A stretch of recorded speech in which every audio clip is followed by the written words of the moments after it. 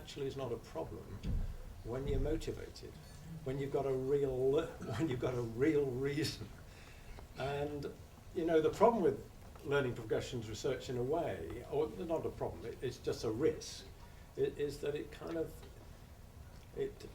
seduces us into thinking that we can codify these things and then everything will be fine. Well, in fact, perhaps the thing is to make the teaching so electric and so interesting and driven by some really good questions that the motivation levels are high. Yeah, just a small point, but I that's what I get from your games research. You know, it's the motivation that's behind it, which is the really interesting thing.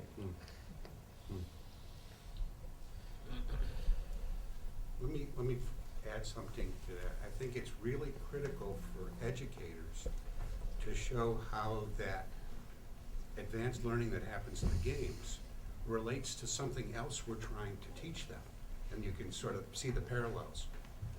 And so that spatial reasoning or whatever they're getting out of that gaming can relate to something in not in a virtual world, but in this planetary world. I think once teachers show those connections, there can be a few light bulbs that may happen. Yeah, and John? Well, it's not along the same line of the discussion, so I just had a question for maybe Amelia, because you have the research experience. I was thinking of kind of research design if I do learning progression research, and I kept thinking of that. I'm looking at the chapter 1, the learning progression component, and then the first one is learning goal. The second one is hypothesized development progressions, and the third one assessment, and fourth instructional sequences. And I think, well, please correct me if I'm wrong, but I think the first one is pretty good in shape, I guess, well, at least for this first component of geographic standard that we are focusing on right now. And hypothesized developmental progressions, I'm not sure, but the specific learning goals identified under each of the standards, I think we can use these as kind of this development progressions, because if I look at 4th grades, 8th grades, and 12th grades, there are kind of not only the conceptually expanding, but also the level of thinking, reasoning. For example, 4th grade, a lot of the goals are focusing on identifying or describing, but as it goes to 12th grade, it's more like analyzing or explaining or synthesizing. So I definitely see some progressions, not just for the geographic concept, but also the cognitive processes. So I think we can have something that we can work with. And what I wanted to ask is, because you've done research on this, and probably science education also had this kind of standards and some of the learning goals already identified before you started your learning progressions research. But then assessment and actually the teaching experiments, I think personally these parts are really challenging parts if I start my own research. So I'm wondering if you had the same challenges, or if you found some other challenges bigger than these. So we have all day for challenges. yeah, I know, but I'm just looking. No, I think that's a great point. We actually struggled with what is included in a learning progression. I was part of a group, may have been there in Ann Arbor, where we discussed what should be included for this consortium on policy and research, the CPRE report. I don't know what CPRE stands for. And what is included in a learning progression, and we struggled with that because people will argue, well, it's the framework plus the assessments, because the assessment really means it doesn't need to be a valid, I mean, eventually you want to be a validated assessment, but you need to know if a student's at a given level. And if you think about assessment writ large, interviews can be used as assessment, written assessments, performance tasks, all of those. But you're right, I think designing the assessments or the interviews, and actually Hui and Jeff are going to be talking about clinical interviews tomorrow, and Sean and I are going to be talking a little bit more about written assessments tomorrow. But they're challenging to design questions to ask students that can elicit a range of responses from students who, for lack of a term, are level 1, 2, 3, and 4. It's really challenging to pose questions so that if you're thinking about discourse, you're getting them to use their most sophisticated discourse. So yeah, I think the assessments are generally what and Sean's done a lot of work on larger scale, like working with thousands of students, designing assessments and gathering validity evidence for them. And the instructional sequences, I would just say that I think not everybody includes that as part of a learning progression, because we can argue about whether a learning progression requires a specific instructional sequence. Are there many instructional sequences that can move students along a learning progression? I think that's an empirical question. But for the most part, if you look at our upper anchors, students aren't going to get there by themselves, right? They're not going to get there by themselves. So there needs to, it doesn't have to be the first thing you work on. But eventually, if we want students to be able to think geographically, you're going to need to provide some experiences, engage them with phenomena, work with them to get to that point. And a learning progression, hopefully, can help you design those experiences or instructional sequences to get them there. And so I think but that is also challenging. How do you engage students in activities to get them to think geographically? And I think that's something that once you've defined what it is and what maybe a pathway to getting there looks like, then that will be challenging. So I think it's all challenging. And John, follow up? Yeah, just one more question. And you said before that you have pretty satisfying learning progressions after 3 or 4 years later. Then my question is because, well, is it correct that you started from the standards at the beginning? Is it right? Okay, then did you find those kind of top-down, the standard goals, and they were different from what you found from your research? Or because that is kind of one of the concerns that we have is those standards and the goals are more top-down approach, and we as experts identify what these would be progressions, but the lack is the empirical findings from the student perspective. So I think that's what we have to fear from this kind of research. So I'm wondering what you found in terms of the relationships of the top-down progressions. Well, I'll just use the word unpack, and you might want to take it from there. But one of the first steps that science education learning progression people do is they look at the standard and they unpack it. They said, what prior knowledge needs to be in place to meet this standard? But why don't you elaborate? That's exactly, I'm glad you said that. I think, and Sean and I tomorrow, basically half of our session or more is unpacking. How do you unpack a given standard? Because you can't design good assessments or good instructional sequences until you unpack what it means to be at a given standard. And I think that standards in and of themselves are really great starting points, but they need to be empirically examined as well, because we don't know what instructional sequences can get students to get the given standards, whether the 4th grade standard, if you're looking at just early elementary, and that's your end goal, your upper anchor is 4th grade, is that realistic for 4th grade? It's hard to know, and so I think that the standards are a really good place to start, and they are not a good place to finish. You really need to spend that time unpacking, and I would say, Sean will talk about this as well, but we spent probably a good 8 months with our scientists, interviewing our teachers in the field, just unpacking where we wanted students to get, and what that meant. So I think that the unpacking is huge. So were the standards good enough? No, the standards were not good enough. Standards in and of, we're lucky that in the next generation science standards, they did some of the unpacking for us, but those just came out. And even those we need to unpack more, because those are what are accessible, but they don't give you instructional sequences or all of the other pieces of it. So the standards, I think, they were helpful, but they were not sufficient. I think as you're questioning something like Amelia earlier said, there's an expert logical account, which is kind of the standards, and then there's children's, what they really do, and I think you're saying you find surprises. I mean, I know we found surprises. Well, I thought, logically, you ought to go from direct comparison to indirect comparison to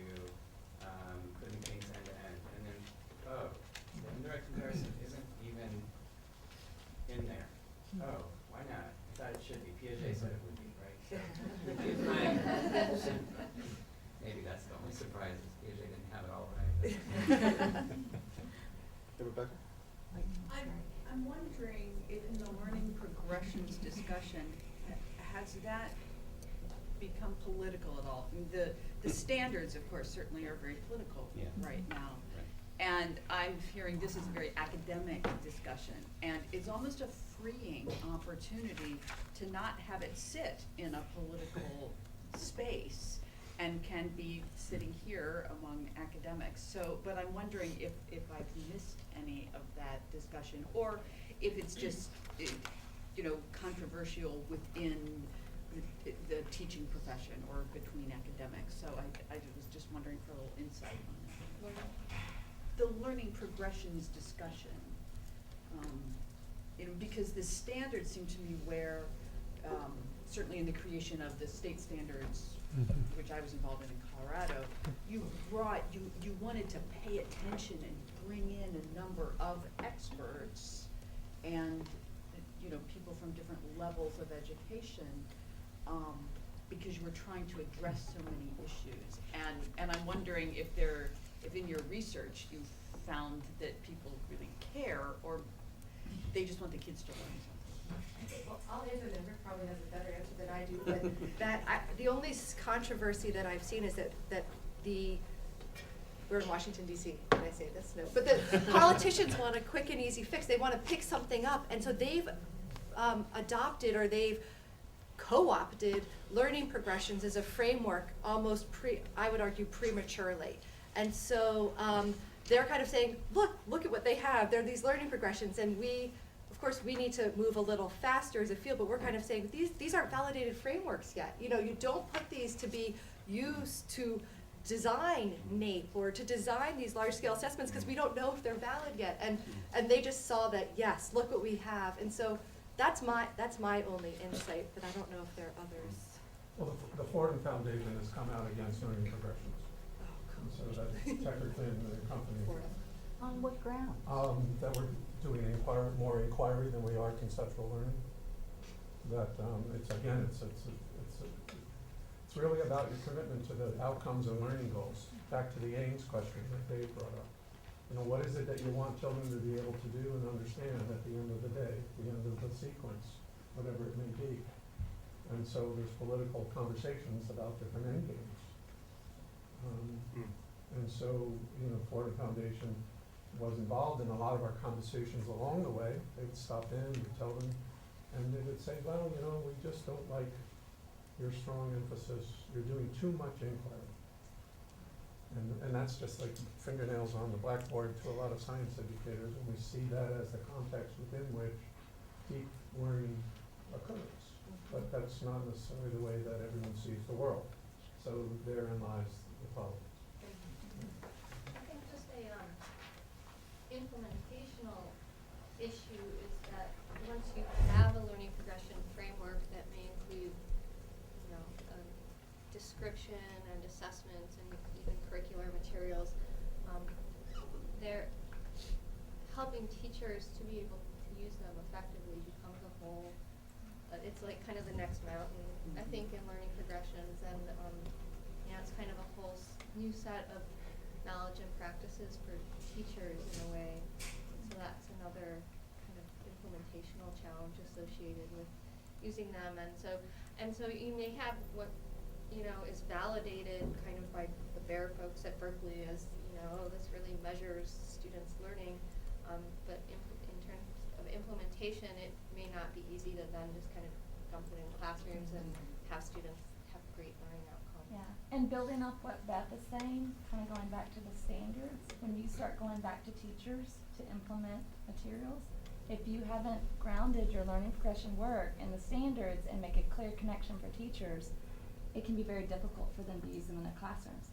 So that's where the standards then come back into play, convincing teachers this is the material that you should be covering to meet your standards, and getting administrators to approve teachers for using those materials as well. So standards are really important in that argument, making it to the school districts that you're working with. So I think, like, one challenge that we found particularly with teachers and implementation is, you know, formative assessment becomes a huge part of learning progressions because you want the teachers to use the learning progression to understand where their students are and create instruction that's responsive. And I found in my work that teachers are often pretty good at doing the formative assessment part and learning over time to elicit students' ideas and understand even where kind of their students are on the learning progression. But that it's really challenging to then kind of implement responsive instruction. It's sort of like, my students here now, what should I do with, either at the class level or at the individual student level, in a way that, acknowledges the learning progression and the challenges that students may be having. And so that's kind of a really hard step, I think, to help teachers accomplish.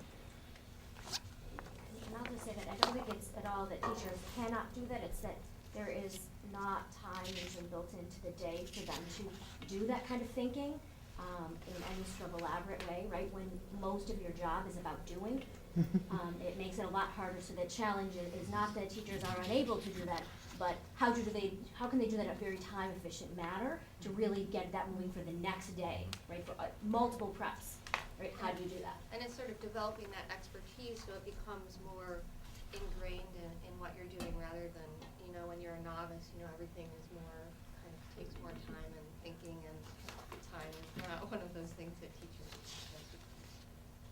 I think in the handbook I've tried in as few words as possible to put in the appendix a sort of an example of, I think it's called a cautionary tale. Because some time ago we had a really good framework which was based on what we call level descriptions, which were designed really to get teachers to do that professional work. It was supposed to underpin their formative assessment. But politically, to come to that question about politics, they were over a period of time completely misused. They became a rod to hit teachers with. I mean, it's almost beyond belief, but Ofsted, which is the Office for Standards in Education in England, and they inspect schools at no notice now, once every 4 years.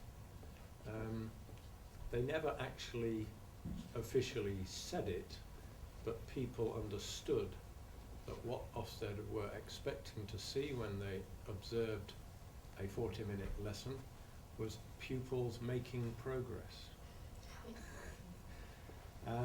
And that got translated in schools as, head teachers would say to teachers, you've got to demonstrate your kids are making progress every 20 minutes.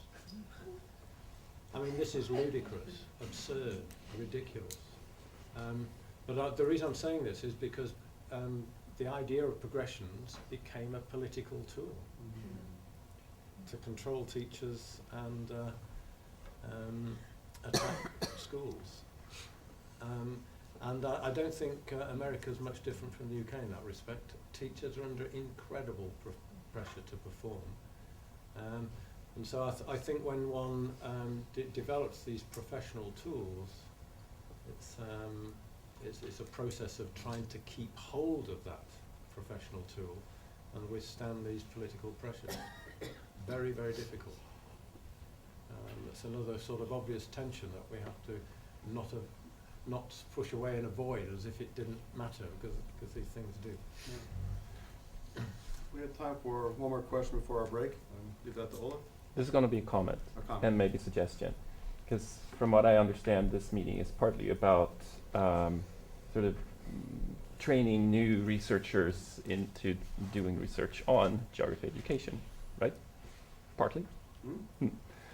And when I started doing the type of educational research I do now, about 3-4 years ago, I was very new to all of this, and just this past spring I attended a meeting with not just learning scientists, but also district administrators, teachers, and the business behind education. And that was a total, bomb in the face of me, because I realized how complex and just entangled the entire education system is. And I wanted to raise that as just a note from an outsider coming in and realizing how complex this is. I got in very naively and thought, yeah, we can change this, and then we'll put it into the schools. So just as a note here to sort of instructional or bringing in new researchers, make aware those complexities and avoid 3 years of very naive work. You